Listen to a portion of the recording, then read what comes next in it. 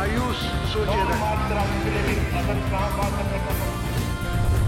We have to put Pakistan.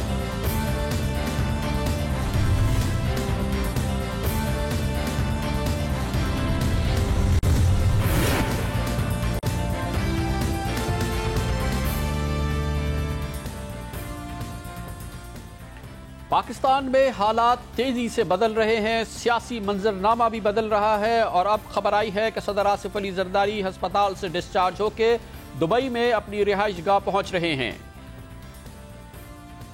ऐवान सदर के बावर्ची खाने की तज़ीन नौ हो रही है और इसके लिए 26 करोड़ रुपए का मंसूबा तैयार किया गया है।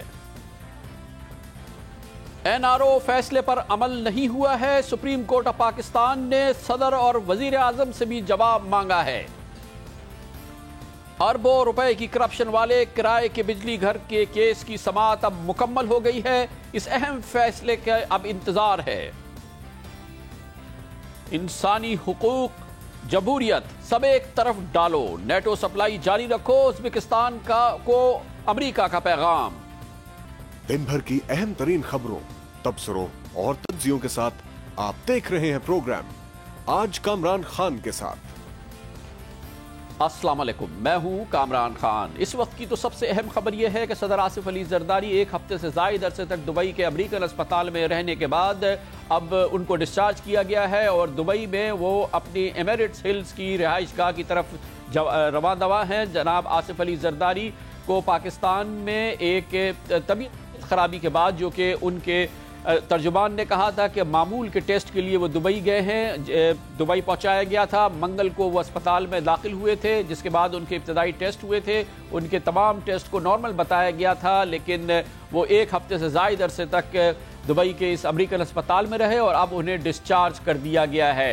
इसी पस मंज़र में पाकिस्तान में हालात तेज़ी से तब्दील होते नज़र आ रहे हैं, जिसमें अब ये खबर आई है कि जनाब आसिफ अली जरदारी अस्पताल से दुबई की रिहाइशगाह चले गए हैं। फ़िलहाल उनके इस्लामाबाद पहुंचने की इत्तला नहीं है और जो वाक़यात तेज़ी से तब्दील हो रहे हैं वो इस तरह से भी नज़र आ रहे हैं कि एक बार फिर वज़ीर आज़म यूसुफ रज़ा गिलानी ने कहा है कि उनकी हुकूमत के ख़िलाफ़ साजिश की जा रही है, उनकी हुकूमत को ख़तरा हो सकता है, उनकी हुकूमत के ख़िलाफ़ कार्रवाई हो सकती है। जनाब वज़ीर आज़म यूसुफ रज़ा गिलानी ने आज मुसलसल दूसरे रोज़ ये बात की। वज़ीर आज़म यूसुफ रज़ा गिलानी ने पाकिस्तान में जिस तेज़ी से हालात तब्दील हो रहे हैं उसका रुख उनकी हुकूमत की जानिब है। इसका एतराफ़ खुद जनाब वज़ीर आज़म यूसुफ रज़ा गिलानी ने आज सेनेट में खिताब करते हुए कहा और उन्होंने कहा कि अगर उनकी हुकूमत को हटाना है तो उसको आइन और कानून के ज़रिए हटाया जाए।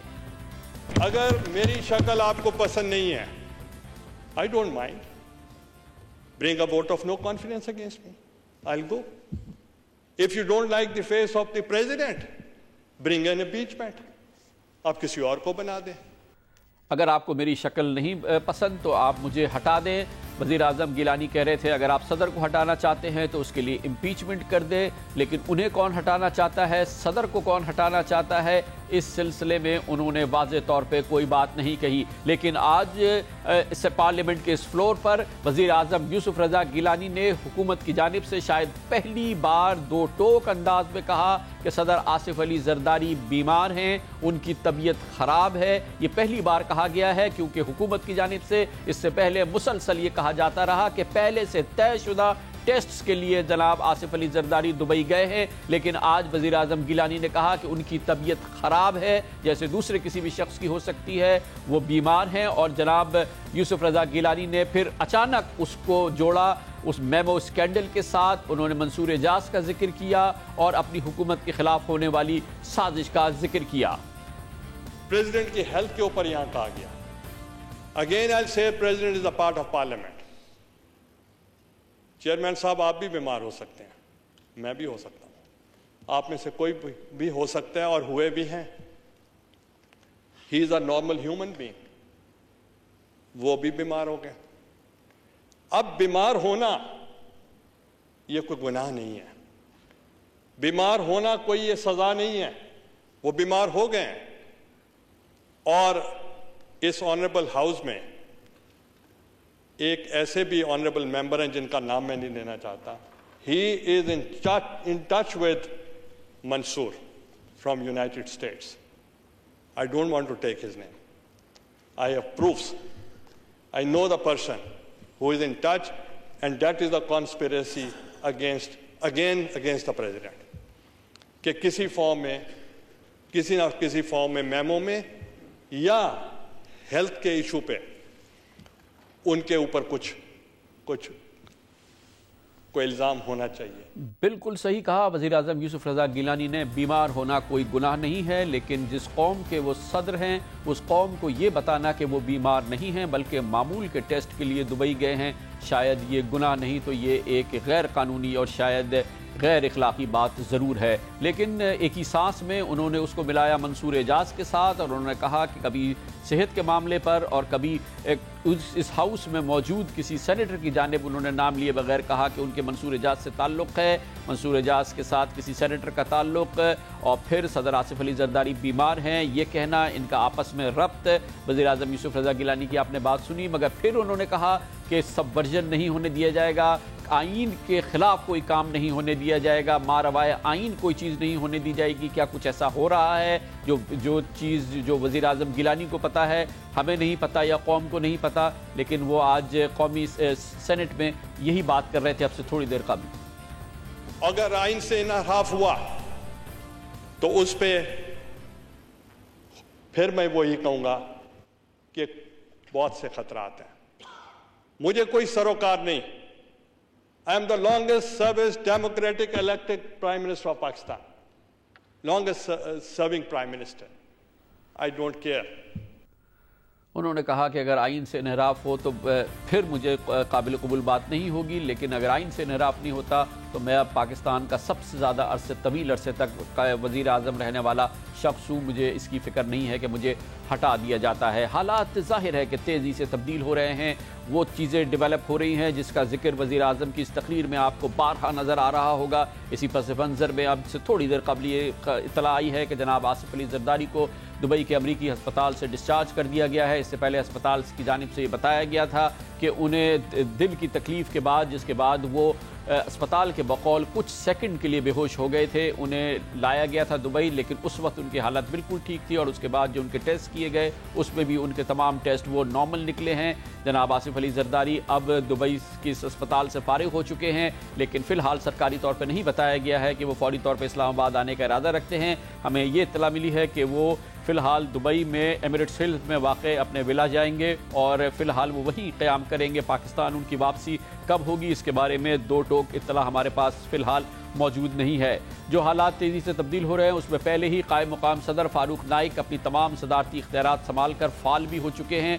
इस वक्त वो न सिर्फ ये कि फ़ाल हो चुके हैं, सदारती इस पोजीशन के अंदर वो अपने फ़राइज़ भी सर अंजाम दे रहे हैं। वज़ीर आज़म यूसुफ रज़ा गिलानी से उनकी मुलाकात हुई है। इसके अलावा जो पाकिस्तान के सुफरा आजकल पाकिस्तान के दौरे पर पाकिस्तान आए हुए हैं सलाह मशवरे के लिए, उनके एक वफ़द ने भी कायम मुकाम सदर जनाब फारूक नाइक से मुलाकात की है। जनाब फारूक नाइक की पोजीशन इस वक्त बहुत अहम है क्योंकि जनाब आसिफ अली जरदारी अभी गो के अस्पताल से फारिग हो चुके हैं, लेकिन उनकी पाकिस्तान वापसी के बारे में दो टोक इत्तलात मौजूद नहीं है। और भी पेशरफ्त हो रही हैं और बहुत अहम पेशरफ्त हो रही हैं। इस सिलसिले में आज सुप्रीम कोर्ट ऑफ पाकिस्तान ने एक अहम हुक्म जारी किया है। सुप्रीम कोर्ट ऑफ पाकिस्तान ने नोटिस लिया है कि NRO की नज़रसानी की अपील मुस्तरद होने के बावजूद NRO फैसले पर अमल दरामद नहीं होता नजर आ रहा है और इसकी वजह पूछी है सुप्रीम कोर्ट ऑफ पाकिस्तान ने। और ये वजह पूछ ली है सदर आसिफ अली जरदारी, वज़ीर आज़म यूसुफ रज़ा गिलानी, चारों सूबों के गवर्नर से और दूसरे आला हुक्काम से। सुप्रीम कोर्ट ने ये आज नोटिस जारी किया है। हुकूमत को जवाब देना होगा कि वो सुप्रीम कोर्ट के फैसले पर क्यों अमल दरामद नहीं कर रही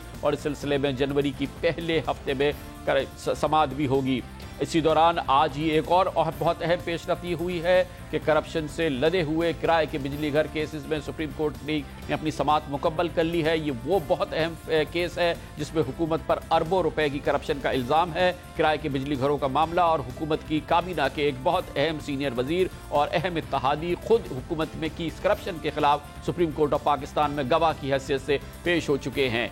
इसके अलावा 19 तारीख को मेमो के हवाले से समाअत होने जा रही है। ये तफ्तीश अब शुरू होगी आइंदा हफ्ते। सुप्रीम कोर्ट ऑफ पाकिस्तान इस सिलसिले में पहले ही अहकाम जारी कर चुका है, मगर अब इसकी सिलसिले में अगली समाअत 19 दिसंबर को होगी। ये भी एक बहुत अहम वाक़या है जो आगे होने वाला है। देखते ये हैं कि ये तहकीकात क्या रुख इख्तियार करती है। इसके अलावा 19 तारीख को ही एबटाबाद कमीशन एक बार फिर मिलेगा। उस दिन अमेरिका में पाकिस्तान के साबिक सफ़ीर हुसैन हक्कानी एबटाबाद कमीशन के सामने पेश होंगे। अपने दौर में जो उन्होंने वीज़े दिए, मोतरज़ा वीज़े, उस हवाले से उनसे सवालात होंगे और इसके अलावा मेमो के हवाले से भी उनसे सवालात हो सकते हैं। इससे अहम बात यह है कि एबटाबाद कमीशन ने 2 मई को पाकिस्तान पे अमरीकी हमले के हवाले से जनाब सदर आसिफ अली जरदारी को चेयरमैन पाकिस्तान पीपल्स पार्टी की हैसियत से सवालनामा भी भेज दिया है। एबटाबाद कमीशन उन सवालों के जवाब का भी मुंतज़िर है।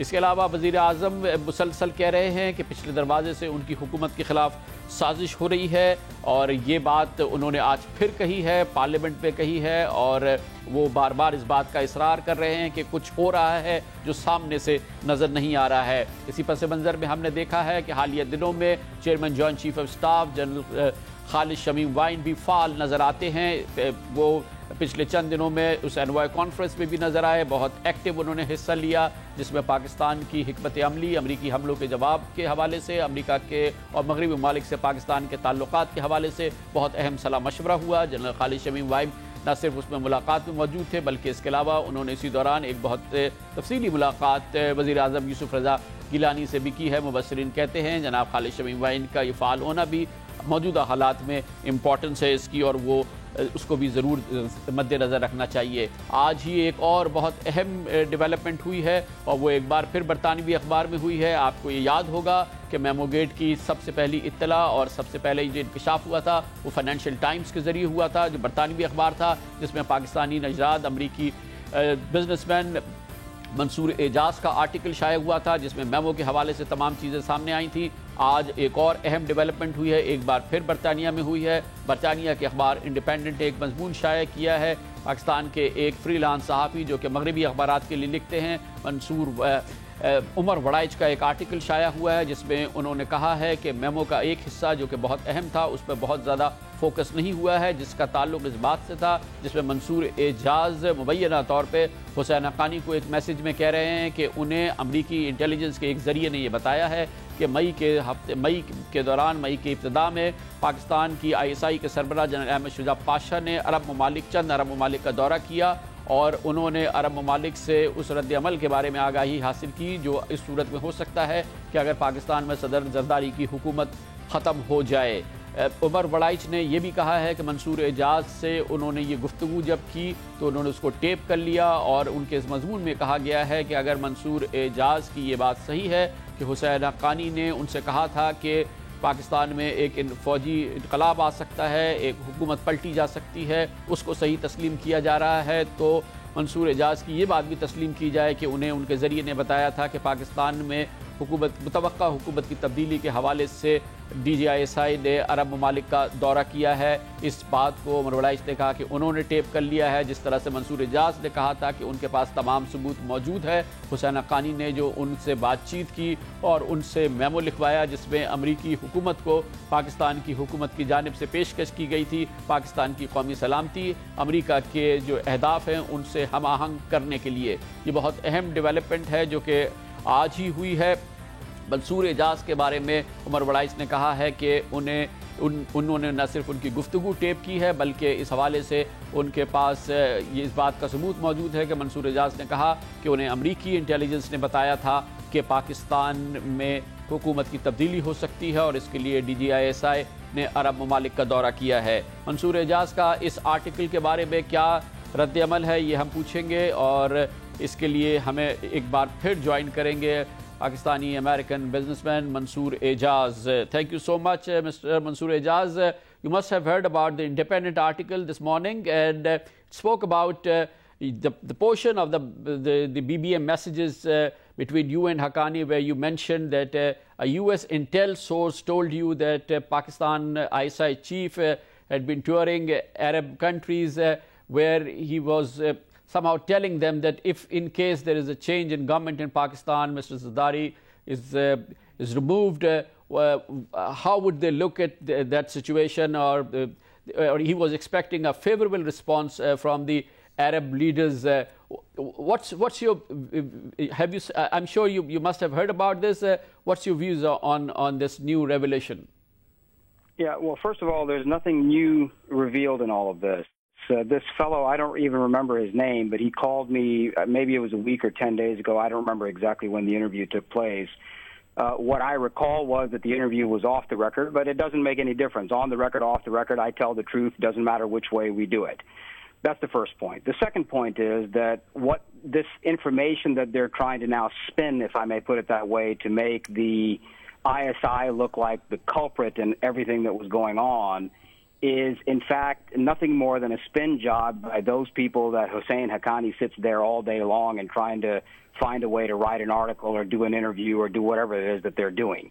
This information has been on the record now for the better part of 6 weeks. There's nothing new in it at all, number one. Number two, when I was approached by Haqqani on that morning or the afternoon of May 9th, it was my responsibility to make sure that before I asked the former National Security Advisor of the United States or any other official that I was talking to in their official, private, or unofficial capacities to take a message of this gravity to Admiral Mullen, that I should do my own checking on whether or not what Haqqani was telling me was correct or not. I did that checking with my intelligence sources. It doesn't matter where they were, UK, US, France, Germany, it doesn't make any difference where they were. Those intelligence sources that I spoke to said that General Pasha had been traveling throughout the Arab world and other countries as well, right after the bin Laden raid took place in that 1 week intervening period, that in many places he had in fact explained that there was a lot of stress in the system because people could not understand who the blame should be pinned on for the fact that bin Laden was on their soil. Now, at that moment, the word stresses was, for me, the critical word that was being used to explain that there could really be the possibility of the coup that Hussein Haqqani had talked about, and that was what I needed to make absolutely sure was, in fact, independently corroborated before I agreed to pass the message to General Jones in this case and have him pass it to Admiral Mullen. Thank you so much Mansoor Ijaz हमारे साथ थे। उनका कहना ये है कि उन्होंने on the record कभी किसी से बात नहीं की है। इस मामले पर जो बात हुई है उन्होंने कहा ये कोई नई बात नहीं है, ये मेमो के जो उनके मैसेजेस हैं हुसैन हक्कानी के साथ उसमें ये बात तहरीर है। उन्होंने इस बात को ज़ोर दे के कहा कि ये पूरा एक स्पिन जॉब है जो किया जा रहा है, असल मौजूद पे से हटाने के लिए तवज्जो, और बकौल मंसूर एजाज के इसमें कोशिश ये की जा रही है कि आईएसआई को एक कल्प्रिट के तौर पे पेश किया जाए, आईएसआई को इस स्पिन जॉब के ज़रिए उसका इमेज ख़राब करने की कोशिश की जा रही है। उन्होंने कहा कि असल चीज़ ये है कि जो मामला है वो अपनी जगह पे है। उन्होंने ये भी कहा कि जब उनसे हुसैन हक्कानी ने कांटेक्ट किया था उसके बाद उन्होंने अपनी सोर्सेज से, इंटेलिजेंस सोर्सेज से, चाहे वो अमेरिका में हो, बरतानिया में हो, फ्रांस में हो, उन्होंने उनसे चेक किया था। उन्हें बताया गया था कि उसामा बिन लादेन के हवाले से अमेरिकी हमले के फ़ौरन बाद जनरल शुजा पाशा अरब ममालिक के और दूसरे ममालिक के दौरों पर थे, जहाँ पर उन्होंने बताया था कि पाकिस्तान में बहुत ज़्यादा टेंशन है इस मामले पर और इस हवाले से हुकूमत में तब्दीली भी हो सकती है, कोई एक बड़ी तब्दीली भी हो सकती है, चेंज ऑफ गवर्नमेंट हो सकती है। इस सिलसिले में उनको मंसूर एजाज ने कहा कि उनको उनकी दूसरी इंटेलिजेंस सोर्सेज ने इस सिलसिले में बताया था। उन्होंने ये भी कहा, इससे पहले आज बात करते हुए उन्होंने कहा था कि वो अपना पूरा तफसीली बयान सुप्रीम कोर्ट ऑफ पाकिस्तान के लिए तैयार कर रहे हैं और वो हर सवाल का जवाब सुप्रीम कोर्ट ऑफ पाकिस्तान में देने के लिए हर सूरत में तैयार हैं। लेते हैं कमर्शियल ब्रेक और उसके बाद जिक्र करते हैं ये गरीब मुल्क है, ये गरीब इस मुल्क की मईशत तबाह व बर्बाद हो रही है। आज इत्तलात आई हैं कि ऐवान सदर के बावर्ची खाने की तज़ीन नौ हो रही है, इसके लिए 26 करोड़ रुपए का मंसूबा तैयार किया गया है और इसे मंजूरी के लिए प्लानिंग कमीशन ऑफ पाकिस्तान में पेश कर दिया गया है। 26 करोड़ रुपए का किचन की तज़ीन नौ होगी सदर ऐवान सदर के बावर्ची खाने की। इसके बारे में बात करेंगे कमर्शियल ब्रेक के बाद।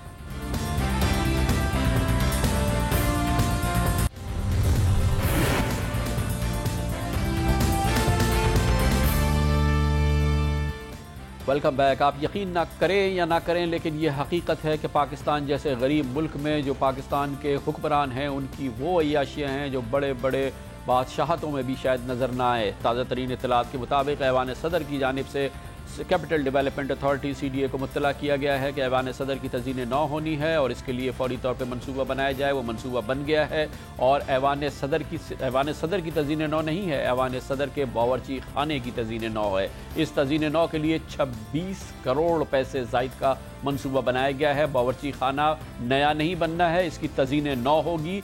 ऐवान सदर में एक मौसर बावर्ची खाना पहले ही काम कर रहा है, जो आज तक ऐवान सदर में खाना खिलाया जा रहा है या खाया जा रहा है। वो एक भरपूर मौसर बावर्ची खाना है जिसमें काम हो रहा है, लेकिन अब इसकी तज़ीन नौ का मनसूबा है। प्लानिंग कमीशन को ये मनसूबा भेज दिया है CDA की जानिब से। इसकी इत्तला ऐवान सदर ने CDA को कही दी थी कि तज़ीन नौ की ज़रूरत है बावर्ची खाने की। इसकी तफसीलात कुछ इस तरह से है कि 9 करोड़ 58 लाख रुपए मुख्तस किए गए हैं मरकज़ी बावर्ची खाने में साजो सामान की तनसीब के लिए। 2 करोड़ 80 लाख रुपए लगेंगे मौजूदा किचन उखाड़ने और नए डिज़ाइन, प्लम्बरिंग और आग बुझाने के आलात के कामों के लिए। 2 करोड़ 70 लाख रुपए लगेंगे नए किचन की जब तज़ीन नौ हो जाएगी तो उसमें बिजली की तनसीबात लगेंगी 2 करोड़ 70 लाख रुपए की। 11 करोड़ 10 लाख रुपए लगेंगे हंगामी ज़रूरियात के लिए फ़ंड्स जब किचन की तंजीम नौ होगी। महकमे के अखराजात होंगे, मनसूबे के डायरेक्टर और दीगर की उजरत होगी। साजो सामान की तनसीब की लागत और ट्रांसपोर्ट के अखराजात पे खर्च होंगे 11 करोड़ 10 लाख रुपए। प्लानिंग कमीशन को बताया गया है CDA की जानिब से। CDA की जानिब से ये भी कहा गया है कि नए किचन की जब तज़ीन नौ होगी तो उसके लिए बर्तनों और रोज़ाना के इस्तेमाल के जो सामान खरीदा जाएगा वो 6 करोड़ 32 लाख रुपए का होगा। ये भी बताया गया है कि नए किचन में जब उसको नई तरीके से बनाया जाएगा तो उसमें क्लोज सर्किट टेलीविज़न और टेलीफोन वगैरह जो लगेंगे उसके लिए 98 लाख रुपए लगेंगे। इस तरह से तकरीबन 26 करोड़ रुपए से ज़ायद चाहिए ताकि ऐवान सदर के बावर्ची खाने की तज़ीन नौ की जा सके। ये भी आपकी इत्तला के लिए अर्ज़ है कि मौजूदा बजट के मुताबिक ऐवान वज़ीर आज़म यूसुफ रज़ा गिलानी का माहाना खर्चा तकरीबन 4.25 करोड़ रुपए है, यानी कि 14 लाख रुपए रोज़ाना खर्च होते हैं। ऐवान वज़ीर आज़म यूसुफ रज़ा गिलानी में जो खर्चा होता है 14 लाख रुपए रोज़ाना का। मौजूदा बजट के मुताबिक ऐवान सदर का माहाना खर्चा तकरीबन 3 करोड़ 90 लाख रुपए है, यानी तकरीबन 13 लाख रुपए रोज़ाना खर्च होते हैं ऐवान सदर में। और आपकी इत्तला के लिए अर्ज़ है कि 18वीं तरमीम के बाद सदर के पास कोई इख्तियारात नहीं है, कोई बड़ा सरकारी काम नहीं है, लेकिन खर्चा ऐवान सदर का 13 लाख रुपए रोज़ाना का है।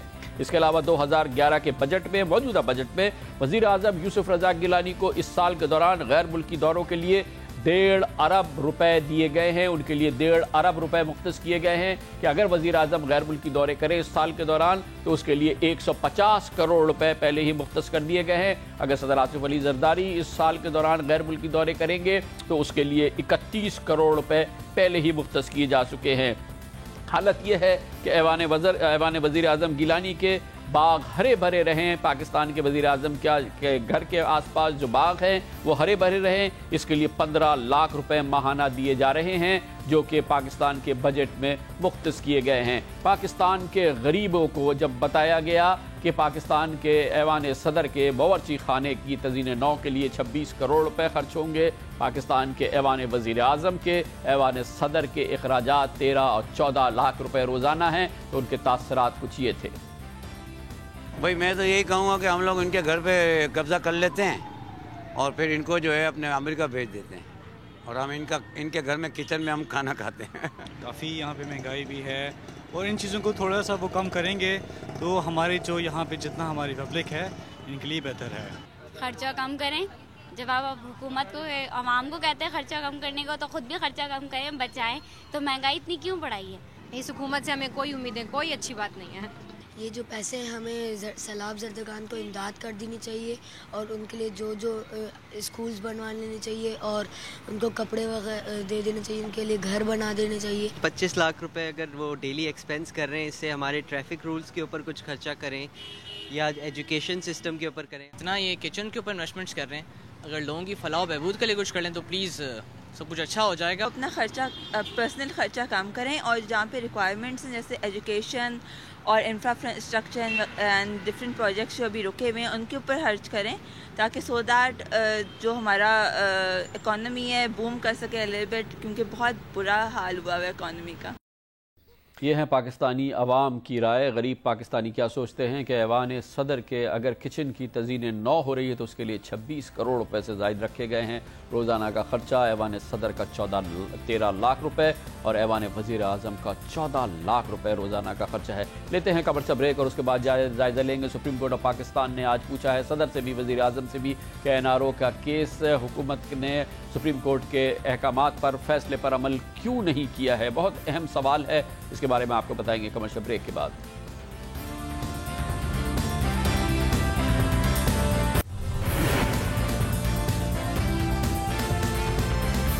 Welcome back. 1.5 साल से ज़ायद का अरसा हो गया है NRO के हवाले से सुप्रीम कोर्ट ऑफ पाकिस्तान के फैसले पर हुकूमत ने उसके अहम हिस्सों पर अमल दरामद नहीं किया है। अब इस सिलसिले में हुकूमती नज़रसानी की अपील भी मुस्तरद हो चुकी है और आज सुप्रीम कोर्ट ऑफ पाकिस्तान ने अपने फैसले पर अमल दरामद न करने का बिलाखिर नोटिस लिया है और इस सिलसिले में सदर आसिफ अली जरदारी, वज़ीर आज़म यूसुफ रज़ा गिलानी, चारों गवर्नर्स और दूसरे हुक्काम को नोटिस जारी किए गए हैं कि वो सुप्रीम कोर्ट के सामने बताएं कि आखिर सुप्रीम कोर्ट के NRO के फैसले पर अमल दरामद क्यों नहीं किया गया है।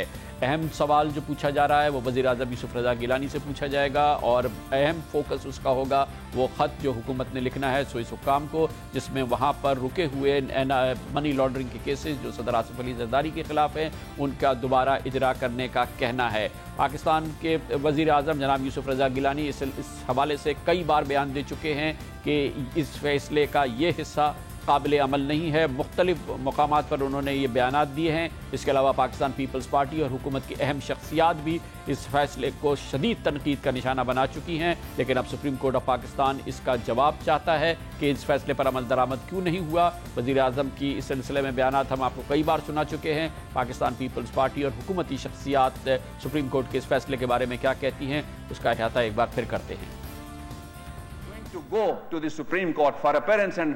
Representing the point of view of the government of Pakistan on 25th, जनाब चेयरमैन, हमने किसी दीवार का सहारा नहीं लिया, हमने कोई हीलाबाजी नहीं की और कानून की बालादस्ती के लिए जो कानून वफाकी हुकूमत पे लागू होता है, आईन और कानून के मुताबिक हम चलेंगे। हमें ना डराया जा सकता है और ना ही इस जमहूरियत को कोई रुखसत कर सकता है। आजाद अदलिया की बात की जाती है, आजादी इसको नहीं कहते हैं कि आप हुकूमत वक्त को आपने चैलेंज कर दिया और अपने पसंदीदा अफराद को आपने छुपा लिया, उन पर कोई बात नहीं की। जनाब, हमें आजाद अदलिया के साथ साथ इम्पार्शल अदलिया भी चाहिए, एक ऐसी अदलिया जो गैर जानिबदार हो। कलम की तो है या मार। अगर सिंध ये क्यों महसूस कर रहा है कि सारे मुकदमा पीपल्स पार्टी पे खुल रहे हैं, ये भी तो आप बोले ना। ना असगर खान पटिशन को कोई छूता है, ना जफर अली शाह पटिशन को कोई छूता है, ना वहां पे पड़े हुए केसेस को कोई छूता है। ख्वाजा शरीफ के सामने आ जाए किरदार तो जज खामोशी से मुंह में उंगली दबा के बैठे रहते हैं। कमीशन का इख्तियार ही नहीं है इनको आर्टिकल 175 और आर्टिकल 187 के तहत, फिर भी ये कमीशन मेंटेन करते हैं। आज भी सवालनामा भेजते हैं तो जरदारी साहब का कहते हैं को चेयरमैन को भेजा है, तो उसमें यह लिखा है कि तुम CC का इजलास बुलाया या FC का इजलास बुलाया। इस अदालत ने सिवाय पीपल्स पार्टी के ऊपर छुरी चलाने के आज तक किया क्या 4 साल। NRO जो हमें ट्रैप करने के लिए लाया गया ताकि पाकिस्तान पीपल्स पार्टी को विक्टिमाइज किया जाए, ताकि पाकिस्तान पीपल्स पार्टी की क़यादत को विक्टिमाइज किया जाए। जब भी तारीख में हमें विक्टिमाइज करने की कोशिश की, हमने मुकाबला किया। सुप्रीम कोर्ट ऑफ पाकिस्तान के फैसले पर अमल दरामद के लिए हुकूमत को क्या करना है, ये हम पूछेंगे। इसके लिए हमें ज्वाइन करेंगे मुमताज़ वकील जनाब सलमान अकरम राजा जो कि हमारे साथ मौजूद हैं। जी राज साहब, वो सुप्रीम कोर्ट के वो फैसले के वो कौन से हिस्से हैं जिस पर अभी बिल्कुल अमल दरामद नहीं हुआ है और जिस पे होना है? देखिए, सबसे अहम तो जाहिर है कि वो स्विस हुकाम को जो एक ख़त लिखना है उसके हवाले से जो सुप्रीम कोर्ट का हुक्म है वही है। सुप्रीम कोर्ट को यह बताया गया था कि NRO के आने से पहले स्विट्ज़रलैंड की अदालतों में मुकदमात चल रहे थे और उन मुकदमात में पाकिस्तान एक फरीक की हैसियत से शामिल था और पाकिस्तान की मौजूदगी की वजह से कम से कम $60 मिलियन जो हैं वो फ्रीज मुंजमद किए गए थे स्विस बैंकों में अदालत के हुक्म के तहत। अप्रैल 2008 में अटॉर्नी जनरल उस वक्त के ने स्विस हुकाम को ये लिखा कि हुकूमत पाकिस्तान हर मामले से अब दस्तबरदार होती है, जो रकम वहाँ पे मुंजमद है उस रकम के हवाले से भी पाकिस्तान हुकूमत का, रियासत पाकिस्तान का अब कोई अमल दखल नहीं, कोई इंटरेस्ट नहीं है। लिहाजा इसके बाद ये तमाम जो मामलात थे स्विट्ज़रलैंड में ये ख़त्म हो गए, वो रकम भी निकल गई बैंकों में से। अब सुप्रीम कोर्ट का ये तकाजा है कि चूंकि वो खत अप्रैल 2008 में एनआरओ को बुनियाद बनाकर लिखा गया था, एनआरओ के कलअदम करार दिए जाने के बाद स्विस हुकाम को इतला दी जाए कि वो खत गैर आइनी था, गैर कानूनी था, उसका कोई जवाज़ नहीं था और हुकूमत पाकिस्तान वापस उसी जगह पे जाए जहां खड़ी हुई थी एनआरओ के आने से पहले, यानी कि हुकूमत पाकिस्तान इस बात का अयादा करे कि जो रकम उन अकाउंटों में मुंजमद थी जिनके हवाले से मुकदमात चल रहे थे, वो रकम और उन मुकदमात में हुकूमत पाकिस्तान का और रियासत पाकिस्तान का अमल दखल और इंटरेस्ट और उनमें एक वाबस्तगी जो है उसी नौयत की है जैसी कि एनआरओ के आने से पहले अक्टूबर 2007 में थी। तो ये एक अमल है जो मैं समझता हूँ एनआरओ के फैसले से जाहिर है कि निकलता है और इस पर हुकूमत पाकिस्तान को जल्द या बदेर जरूर अमल करना है। ये बताइए कि हुकूमत क्यों नहीं लिख रही स्विट्जरलैंड की हुकूमत को? उसके नजदीक कबाहत क्या है, बड़ी कबाहत क्या है? देखिए, सबसे अहम तो जाहिर है कि वो स्विस हुकाम को जो एक खत लिखना है उसके हवाले से जो सुप्रीम कोर्ट का हुक्म है वही है। सुप्रीम कोर्ट को यह बताया गया था कि एनआरओ के आने से पहले स्विट्जरलैंड की अदालतों में मुकदमात चल रहे थे और उन मुकदमात में पाकिस्तान एक फरीक की हैसियत से शामिल था और पाकिस्तान की मौजूदगी की वजह से कम से कम $60 मिलियन जो हैं वो फ्रीज मुंजमद किए गए थे स्विस बैंकों में अदालत के हुक्म के तहत। अप्रैल 2008 में अटॉर्नी जनरल उस वक्त के ने स्विस हुकाम को यह लिखा कि हुकूमत पाकिस्तान हर मामले से अब दस्तबरदार होती है, जो रकम वहाँ पे मुंजमद है उस रकम के हवाले से भी पाकिस्तान हुकूमत का, रियासत पाकिस्तान का अब कोई अमल दखल नहीं, कोई इंटरेस्ट नहीं है। लिहाजा इसके बाद ये तमाम जो मामलात थे स्विट्जरलैंड में ये ख़त्म हो गए, वो रकम भी निकल गई बैंकों में से। अब सुप्रीम कोर्ट का ये तकाजा है कि चूंकि वो ख़त अप्रैल 2008 में एनआरओ को बुनियाद बनाकर लिखा गया था, एनआरओ के कलअदम करार दिए जाने के बाद स्विस हुकाम को इतला दी जाए कि वो ख़त गैर आइनी था, गैर कानूनी था, उसका कोई जवाज़ नहीं था और हुकूमत पाकिस्तान वापस उसी जगह पे जाए जहां खड़ी हुई थी एनआरओ के आने से पहले, यानी कि हुकूमत पाकिस्तान इस बात का अयादा करे कि जो रकम उन अकाउंटों में मुंजमद थी जिनके हवाले से मुकदमात चल रहे थे, वो रकम और उन मुकदमात में हुकूमत पाकिस्तान का और रियासत पाकिस्तान का अमल दखल और इंटरेस्ट और उनमें एक वाबस्तगी जो है उसी नौयत की है जैसी कि एनआरओ के आने से पहले अक्टूबर 2007 में थी। तो ये एक अमल है जो मैं समझता हूँ एनआरओ के बहुत शुक्रिया जनाब सलमान अकरम राजा हमारे साथ थे। कमर्शियल ब्रेक के बाद जिक्र करेंगे सुप्रीम कोर्ट ऑफ पाकिस्तान में समाअत मुकम्मल हो गई है।